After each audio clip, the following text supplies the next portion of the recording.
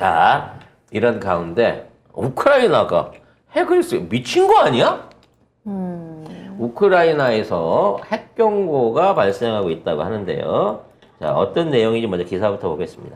네, 러시아가 현지 시간 26일 올해 두 번째 전략 핵 훈련을 실시했습니다.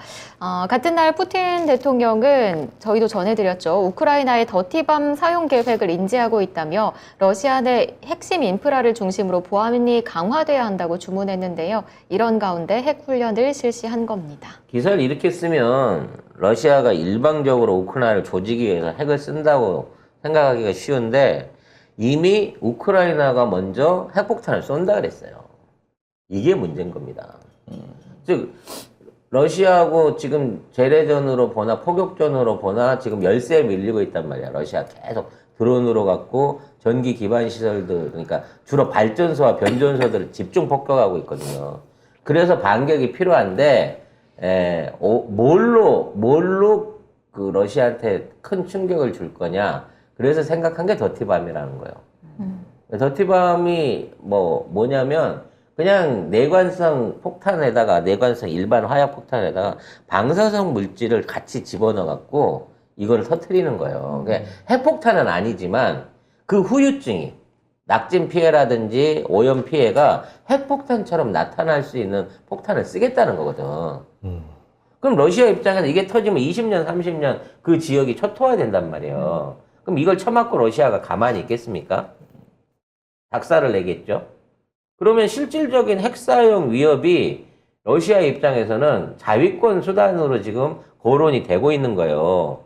어찌됐거나 한 대라도 맞으면 러시아는 손해니까. 이런 가운데 러시아 쪽으로 지금 러시아에 편입되어 있는 도시를 공격하기 위해서 지금 댐을 폭파하겠다. 뭐 이런 내용들의 기사들도 나오고 있고요. 우크라이나가 계속해갖고 러시아에 신경을 긁는 얘기들을 하고 있습니다. 근데 우크라이나는 끝낼 생각이 없어요? 아니, 우크라이나는 청탁 전쟁하는 거라서 젤렌스키는 돈 받고 전쟁하는 거잖아. 어허. 그래서 어떻게 해서든 미국의 이익을 위해서 이 전쟁을 계속 유지할 필요가 있다니까. 그래서 내가 내년까지는 이 전쟁이 안 끝난다고 보는 게 미국이 애초부터 계획을 2년 동안 이 전쟁을 하는 걸로 잡아놓고 있다는 거예요. 그렇기 때문에 어떠한 형태의 도발이든 계속해서 러시아를 건드리는 도발을 할 거고 꼭 전쟁이 일어나지 않아도 괜찮아. 우크라이나가 전쟁한다는 명분으로 EU 국가들한테 돈을 뽑아먹고 그와 관련된 러시아의 그 유럽의 경제를 망치는 데 성공한다고 치면 그 반사 이익을 미국이 다 누린다고 지금 그거를 목적으로 하고 있는 전쟁이라는 거예요. 유럽이 가만히 있나요? 유럽이 자꾸 이제 계속 돈 달라는 데대로 협박을 하고 있는 거죠. 이 또 하나의 이제 협박질이 난민을 풀겠다고 지금 우크라이나가 얘기를 하고 있습니다. 지네가 3천만 명인데 1,000만 명 이상이 난민으로 떠돌고 있다라고 얘기를 하면서 추가로 난민이 더 발생할 수 있다.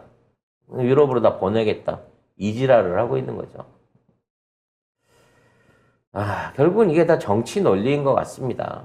이 상황에서 진짜 러시아가 핵을 쏠 수밖에 없는 상황이 생겨나게 되면 유럽 경제 더더욱 폭망할 거고 에너지 위기 심이 되면서 오히려 바이든의 정책 또는 대러 제재에 관련된 뭐 여러 가지 명분들이 쌓이게 되는 거거든요. 그러니까 푸틴이 못 참고 핵을 쏘게끔 될 때까지 계속해서 젤렌스키한테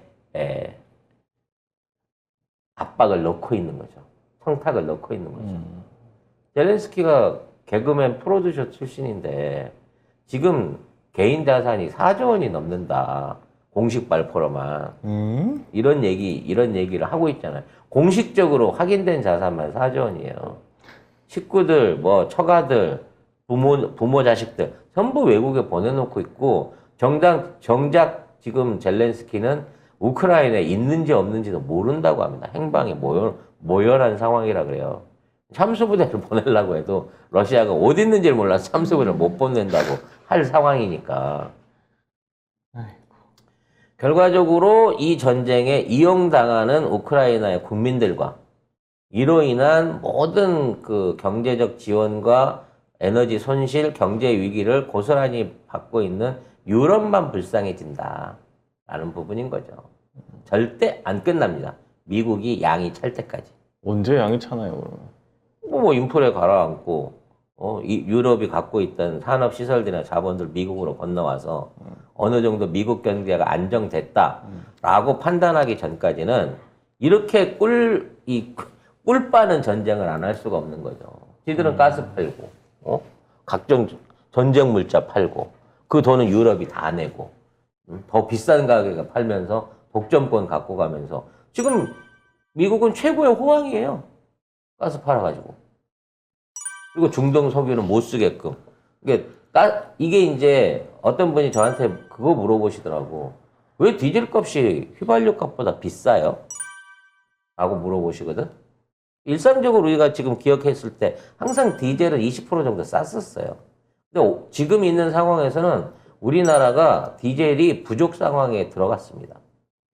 왜냐면 우리나라가 미국산 그 셰일가스를 비롯한 경질유들을 집중적으로 수입하기 시작하면서부터 쉽게 말해서 납타를 뽑기 위한 목적으로 수입하는 석유들이 많아지다 보니까 중질유를 수입을 안 해요. 그래서 이거를 하면 납타나 휘발유 정도까지만 나오고 가벼운 등유 정도까지만 나오고 벙커시유나 경유나 이런 것들이 생산이 안 됩니다. 생산량이 적어요. 그러니까 가스를 액화시킨 형태의 그 석유들이 많이 들어온다는 거죠. 예전 중동산이 아니라 미국산이. 이렇게 되다 보니까 국내에 있는 디젤 수요가 부족해지는 겁니다. 근데 우리는 이미 외국하고 이러한 그 수출 계약을 맺어놓은 게 있단 말이야. 우리가 아시아에 있는 경유를 거의 다 우리가 공급을 하고 있어요, 사실은. 대만을 비롯해서 아시아 국가, 싱가포르 이런 데는 우리나라가 기름 끊으면 거기도 경제 망하거든요. 그런 데는 비싸게 팔아서 수출을 하면서 국내 유가는 안 잡는 거죠.